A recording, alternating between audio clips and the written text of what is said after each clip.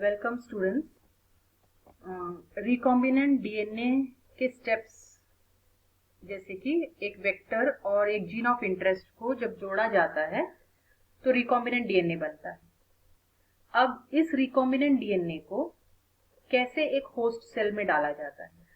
अगर vector use हो रहा है तो उसे रिकॉम्बिनेंट डीएनए बोलेंगे, अदरवाइज ऐसे भी डीएनए को होस्ट सेल्स के अंदर डालने के तरीके हैं।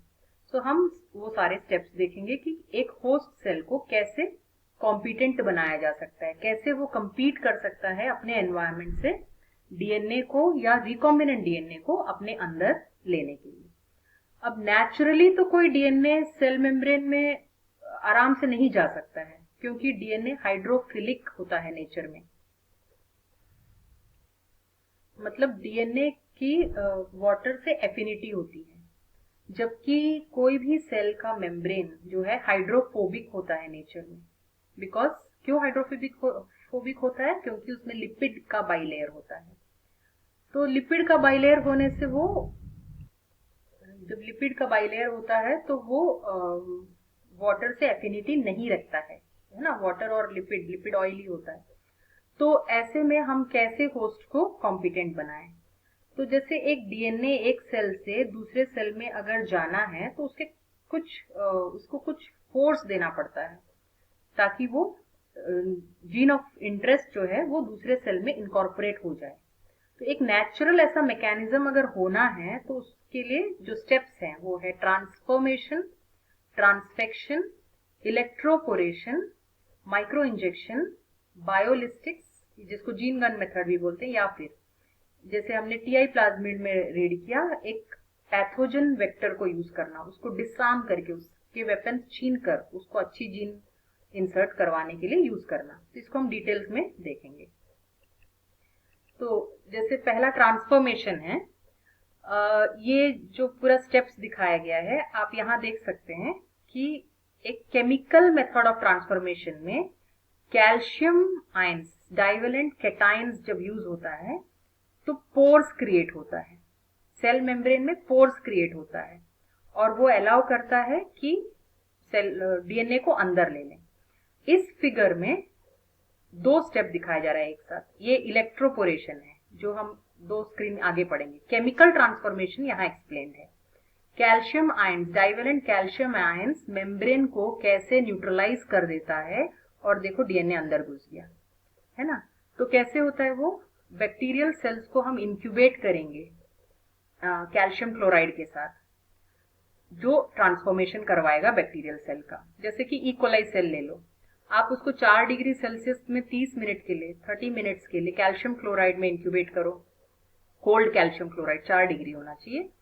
तो ये सेल वॉल को स्वेल कर देगा, बैक्टीरियल सेल वॉल्स को स्वेल अप कर देगा। एंड जब वो स्वेल हो जाएगा, फूल जाएगा सेल वॉल, तो अपने आप सेल कॉम्पिटेंट बन जाएगा ताकि वो एक्सटर्नल डीएनए ले।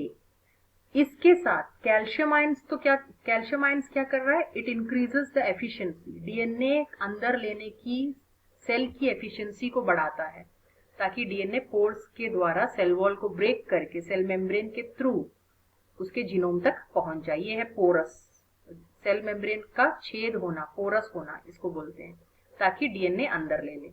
तो उसमें पहला स्टेप है, जैसे ये मेम्ब्रेन दिखाया है, बायो मेम्ब्रेन दिखाया है, सेल की मेम्ब्रेन। तो जो हाइड्रोफोबिक है ये एरिया है, ये पूरे नेगेटिव दिखाए हैं। तो कैल्शियम डाइवेलेंट आयंस जो पॉजिटिव है वो इसको न्यूट्रलाइज कर देता है। उसके बाद उस सेल को डीएनए के साथ चिल ट्रीटमेंट देते हैं जो 4 डिग्री में है। चिल ट्रीटमेंट, यहाँ थर्मोमीटर दिखाया डाउन। तो इससे क्या होता है? सेल वॉल स्वेलअप हो जाता है, तो डीएनए को अंदर घुसने में आसानी होती है। और इसके साथ तुरंत हीट शॉक ट्रीटमेंट भी देना है। चिलनेस के बाद तुरंत हीट शॉक ट्रीटमेंट देना है। तो इससे porous nature of cell membrane जल्दी बनता है और ऐसे डीएनए सारे अंदर आ जाते हैं। तो ये एक मेथड हुआ केमिकल ट्रांसफॉर्मेशन। जो केमिकल और फिजिकल मेथड्स हैं वो सारे जो हैं डायरेक्ट मेथड्स हैं। कोई भी हम फिजिकल चीजें यूज कर रहे हैं या केमिकल्स यूज कर रहे हैं वो डायरेक्ट मेथड ऑफ ट्रांसफॉर्मेशन है, और वेक्टर्स यूज कर रहे हैं तो इनडायरेक्ट मेथड्स है। अब ये देखिए ट्रांसफेक्शन। इसमें क्या यूज करते हैं, कुछ केमिकल रिएजेंट्स यूज करते हैं, जैसे कैल्शियम फॉस्फेट हुआ, लाइपोसोम। लाइपोसोम ऐसा एक स्ट्रक्चर है, एक वेसाइकल है, एक सैक है, एक बैग जैसा स्ट्रक्चर है जिसका दो बाई लेयर ऑफ फॉस्फोलिपिड्स है, इसका बाहरी लेयर और अंदरी लेयर फॉस्फोलिपिड्स है। तो इसमें एक एक्वस सोल्यूशन लिया जाता है, जो कैटाइनिक लाइपोसोम्स हैं, इसके एक्वस सोल्यूशन में डीएनए को लोड किया जाता है। ऐसे लाइपोसोम्स बनाए जाते हैं जिसमें डीएनए को लोड किया जाता है उसके एक्वस सोल्यूशन में। दूसरा, कैल्शियम फॉस्फेट यूज कर सकते हैं डायरेक्टली, ये एक तरीका है कैल्शियम फॉस्फेट यूज करने का। ये दूसरा तरीका है लाइपोसोम का, यहाँ पूरा पिक्चर दिखाया हुआ है, ये भी लाइपोसोम है और ये डीएनए है। मतलब डीएनए को आप लाइपोसोम के साथ कवर कर रहे हो। RDNA having foreign gene is mixed with, उसको मिक्स किया जाता है किसके साथ, कोई भी चार्ज्ड सब्सटेंसेस के साथ। तो डीएनए को आप कैल्शियम फॉस्फेट्स के साथ मिक्स करो, आपको कैटाइन मिल जाएंगे। डीएनए को आप लाइपोसोम्स के साथ मिक्स करो, या डीएनए को आप डीईएई, di ethyl amino ethyl dextran, ये एक कार्बोहाइड्रेट पॉलीमर है, ये भी कैटाइन्स देता है, इसके साथ मिक्स कर लो। तो ये चीजें आराम से आपके डीएनए को सेल के अंदर पहुंचा देगा। तो सबसे पहला जो केमिकल यूज किया गया था न्यूक्लिक एसिड को मैमेलियन सेल्स के अंदर डालने के लिए, उसमें से एक है डीईएई डेक्स्ट्रन। तो क्या होता है, जब आप उसको मिक्स करें आरडीएनए के साथ, ये सारे रेसिपिएंट सेल्स के ऊपर कवर हो जाएंगे। ओवरलेड ऑन रेसिपिएंट सेल्स मतलब उसको कवर कर लेगा, फिर धीरे धीरे होस्ट सेल्स उसको ले लेगा, डीएनए को ले लेगा। कैसे, फॉर एग्जांपल जैसे ये लाइपोसोम डीएनए को कवर किया हुआ है, अब ये लाइपोसोम सेल के मेम्ब्रेन में आया, तो जो प्लाज्मिड है और वो कैटाइनिक पॉलीमर का जो कॉम्प्लेक्स बना, मतलब लाइसोसोम प्लस डीएनए उसके अंदर, इसको सेल एंडोसाइटोसिस से अपने अंदर ले लेगा और एक बैग बना लेगा। वो बैग उसको कवर करेगा और लेकर आएगा साइटोप्लाज्म में। साइटोप्लाज्म में आपका जो लाइपोसोम है वो डिसइंटीग्रेट हो जाएगा और डीएनए न्यूक्लियस के अंदर आ जाएगा। तो ये सेल को एक नया जेनेटिक मटेरियल मिल गया जो आप चाहते हैं उसको देना, और उससे आप अपना प्रोडक्ट हार्वेस्ट कर सकते हैं। नेक्स्ट है इलेक्ट्रोपोरेशन, बहुत सिंपल तरीका है। इलेक्ट्रोपोरेटर है ये, एक सिस्टम यूनिट है जो कनेक्टेड है टू अ चैम्बर। इसके अंदर हम क्यूवेट्स रखेंगे जिसमें डीएनए सैंपल लोडेड होंगे सेल्स के साथ। तो जब इलेक्ट्रिसिटी अप्लाई होगी, इलेक्ट्रिक फील्ड अप्लाई होगा, तो ये डीएनए जो सराउंडिंग मीडियम में है वो क्यूवेट्स के अंदर, वो बैक्टीरियल सेल को शॉक लगने से उसके सेल मेम्ब्रेन में पोर्स बनेंगे, जैसा हमने पिछले उसमें देखा, केमिकल ट्रांसफॉर्मेशन के साथ इलेक्ट्रोपोरेशन भी दिखाया था, आप जाके देख सकते हैं पीछे। तो ये डीएनए जो है ये देखिए अंदर आ गया, तो ये सेल अभी रिकॉम्बिनेंट सेल बन गया। So this is through high voltage electric current, pores are created, छेद बनते हैं मेम्ब्रेन में और रिकॉम्बिनेंट डीएनए एंटर हो जाता है। एक डायरेक्ट मेथड है माइक्रो इंजेक्शन, जो जनरली एनिमल सेल्स में होता है, आजकल प्लांट सेल्स में भी करते हैं। आप एक माइक्रो इंजेक्शन में डीएनए सैंपल लोड किए और सीधे न्यूक्लियस के अंदर दे सकते हैं।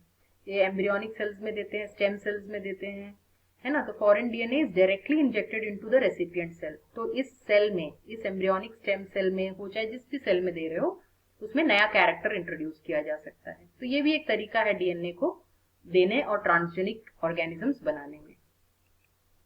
देन बायोलिस्टिक्स, जिसको जीन गन मेथड भी बोलते हैं, ये एक गन है जिसमें डीएनए लोडेड है, किसके साथ, माइक्रो पार्टिकल्स, बहुत छोटे पार्टिकल्स ऑफ गोल्ड और टंगस्टन को के ऊपर डीएनए को कोट किया जाता है। पूरा डीएनए उस पार्टिकल्स के ऊपर कोट किया जाता है। जो जीन ऑफ इंटरेस्ट है वो वाला डीएनए, हमको प्लांट में कोई नया जीन देना है तो हम ये पार्टिकल्स के ऊपर डीएनए कोट करेंगे और उसको शूट करेंगे, बम्बार्ड करेंगे सेल्स के ऊपर, डायरेक्टली प्लांट सेल्स के ऊपर या कल्चर्ड प्लांट सेल्स के ऊपर, इस तरह से। ठीक है, इस डिवाइस को बोलते हैं पार्टिकल गन। अब देखिए बैरल से निकल रहा है और सारे गोल्ड और टंगस्टन पार्टिकल्स जो है जाके सेल्स को छेद करेंगे। वो पार्टिकल्स बाहर रहेंगे लेकिन डीएनए पोर्स के थ्रू अंदर चला जाएगा। तो आपका टारगेट प्लांट सेल मॉडिफाई हो गया, ट्रांसफॉर्म हो गया, उसमें नया जीन आ गया। अब ये जो मेथड है लास्ट वाला, वेक्टर मीडिएटेड मेथड, जिसको हम इनडायरेक्ट मेथड भी बोलते हैं, ये मैंने टीआई प्लाज्मिड नाम का जो वीडियो बनाया है उसमें पूरा डिटेल है। तो उसको भी आप रिफर करिए जरूर। पर एक शॉर्ट में बता दूं, इसमें जैसे ये एग्रोबैक्टीरियम ट्यूमिफेशियंस हैं जो खुद एक जेनेटिक इंजीनियर है, मतलब इसके में क्षमता है कि वो अपने जीन को किसी प्लांट में डाल सकता है और प्लांट को डिजीज कॉज करता है एक्चुअली। तो बायोटेक्नोलॉजिस्ट ने क्या किया, उसके उस जीन को हटाकर उस प्लाज्मिड को, टीआई प्लाज्मिड को निकाला, आइसोलेट किया, उसमें नया जीन डाल दिया जो हमको चाहिए ताकि प्लांट में कुछ अच्छे कैरेक्टर डाल सके। तो वो एरिया काट के जिससे वो डिजीज कॉज करवाता था वहां पे नया जीन डाल दिए, और जीन ऑफ इंटरेस्ट जब मिल गया इस प्लाज्मिड को, तो ये recombinant plasmid with new gene of interest हमने वापस बैक्टीरिया को दिया। अब बैक्टीरिया जब प्लांट को इन्फेक्ट करेगा थ्रू टिश्यू कल्चर मेथड, तो प्लांट, नया प्लांट जो डेवलप होगा उसमें नए कैरेक्टर्स आएंगे। ठीक है, आपको समझ में आया होगा टॉपिक। तो ये सारे बटन्स को प्लीज यूज कीजिए। Thank you so much. कोई डाउट हो तो जरूर कमेंट बॉक्स में डालिए। Thank you.